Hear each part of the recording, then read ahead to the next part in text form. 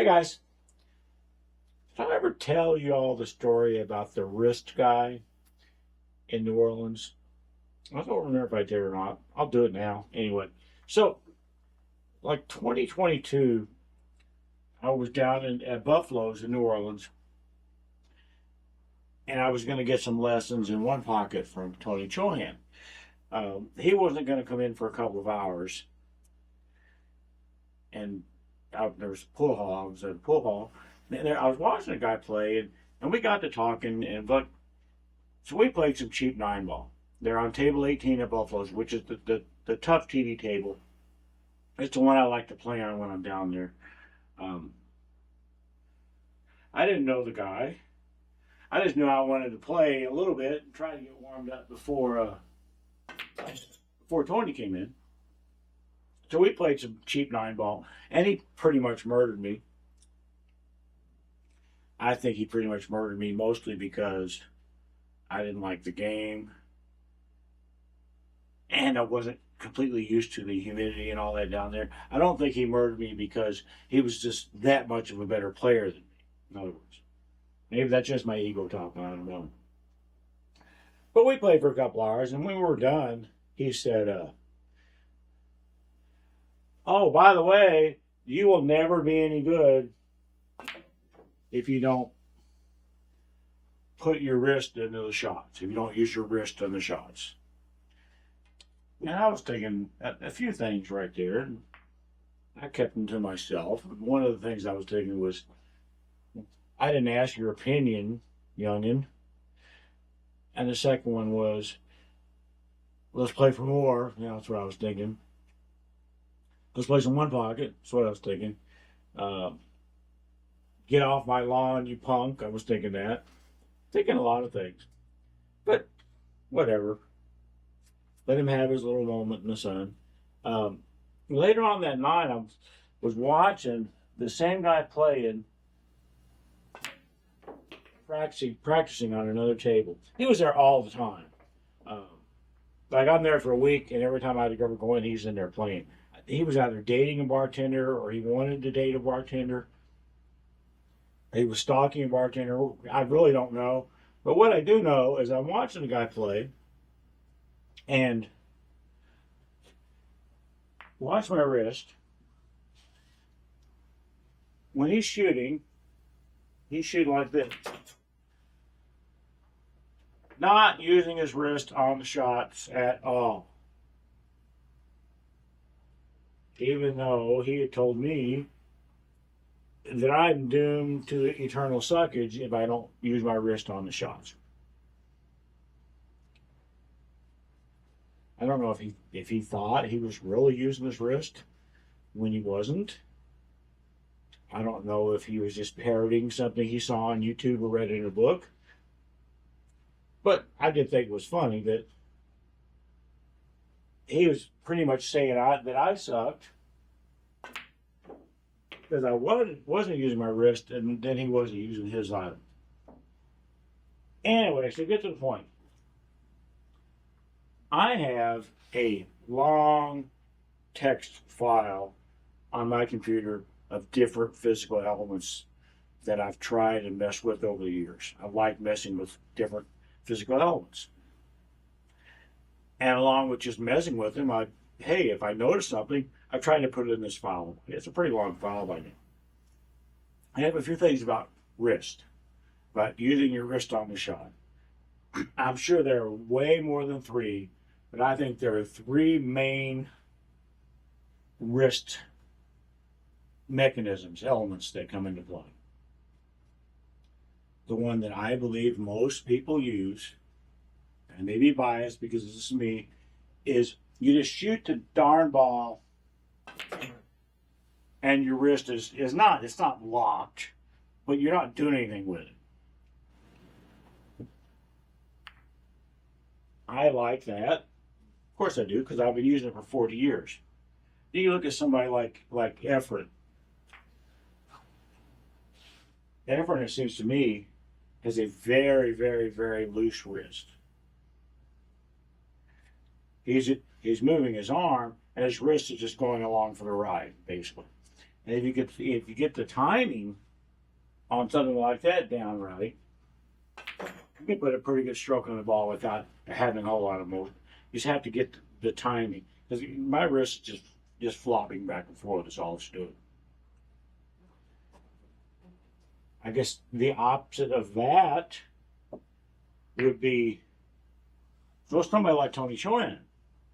He actively uses his wrist as part of the shot. He will snap his wrist forward as part of the shot.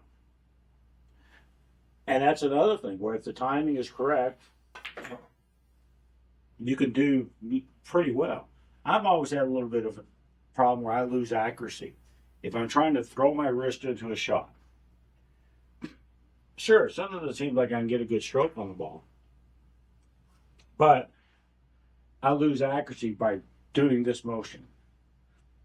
I seem like here the last couple of months, whatever was going on to make me lose accuracy hasn't been as bad. I'm not losing as much accuracy as I used to. I personally just still don't see the point of doing this. I've already got my arm moving. Why do I want to add yet another moving part, another moving joint into my stroking motion? If it works for people, great. And clearly it works for Tony, and it works for a lot of other people that use their wrist on the shot. It also works to have a very loose wrist for people like effort. I have a problem with a very loose wrist because I don't think a very loose wrist for me goes right. I think it's whatever. I lose accuracy with a very loose wrist as well. So, for me, I'm better off just not even paying attention to it. I'm definitely not snapping it on my shot. But it's not so loose that it's like obviously a loose wrist. I'm just shooting. And for me, that's what seems to work best. I will never be one of those people that's going to say, you must use your wrist or you're going to suck forever, like this guy in New Orleans. I'm never be one of those people that's going to say, you cannot use your wrist because there's too much added complexity to a stroke. If you use your wrist, you're going to suck forever. I'm never going to be one of these people. And even if I wrote a book or put some stuff out on YouTube, I'm not going to say that. I'm putting something on YouTube right now. And what I'm saying is, whatever works best for you, whatever you're used to. For me, I'm used to a certain thing.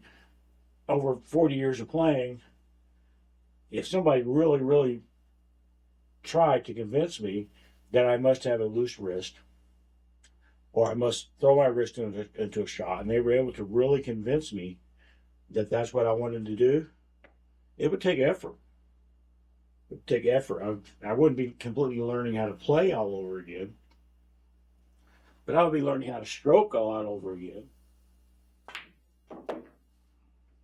Yeah, we'll just see. I'll get a shot like that. That was a very loose wrist shot. I didn't hit it very hard. Got a good stroke on it. And that's great. But I do lose accuracy. If I have this shot here where I'm going to throw my wrist into it, kind of the same thing, but I can lose accuracy. But that motion is not along the shot line, I guess. That's what I used to always figure. I've got a shot line and my elbow is following and my shoulder is following, and I'm throwing my wrist into it and it's going in some goofy direction. Sometimes my wrist does follow the shot line correctly, but not all the time. And nobody's convinced me that, oh, you must do it. You must use your wrist. This guy in New Orleans, even if I've been watching later on that night and saw, oh yeah, he is using his wrist on all of his shots, I still, no. For him, great. But for me, no, it's probably been too long, and I don't see the benefits of it for myself. see it on some shots when it's accurate, but it's not accurate enough. For me, it is not accurate enough. A loose wrist is not accurate enough for me. Sure, I can get a better stroke. I can get a better stroke either by throwing my wrist into it or with a loose wrist, as long as my timing is correct. As long as the stroke timing is correct, I can get a better stroke. I can get better action on the cue ball. But those things don't do me any good if I miss the object ball. This is what I think about it. I guess it boils down to, like I pretty much always say, everybody is different. That angle, even on this table, which is not the most generous table ever, it's 4.5-inch pockets. But this angle, you hit that side rail, and you saw what the ball just did. Just like that. It just stopped. So that one there I did on purpose, okay? So don't be thinking, oh, this guy just sucks. I do just suck, but I'm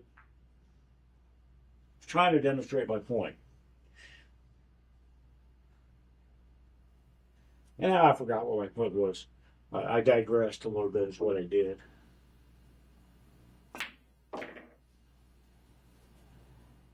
If somebody wants to come along and say, oh, yeah, if you use a loose wrist, these are the benefits you get out of it. Maybe this is how you can get your timing to work better with it. Or they want to do it the same thing with an active wrist type of a motion. These are the ways you can make that work for you, make that work better for you, instead of just you must do it or you must not do it in the case of the loose wrist stuff. No, I don't buy it. I don't buy it. Everybody's different. Everybody's got something about them. There are very few people that are just flat out mechanically perfect. And even if they are, somebody else is going to go, oh no, he sucks because I saw him move his elbow. He dropped his elbow by 1/2 inch. So therefore he sucks. That's going to be another video, is the elbow people. They're very annoying, in case you never noticed that. Thanks, guys.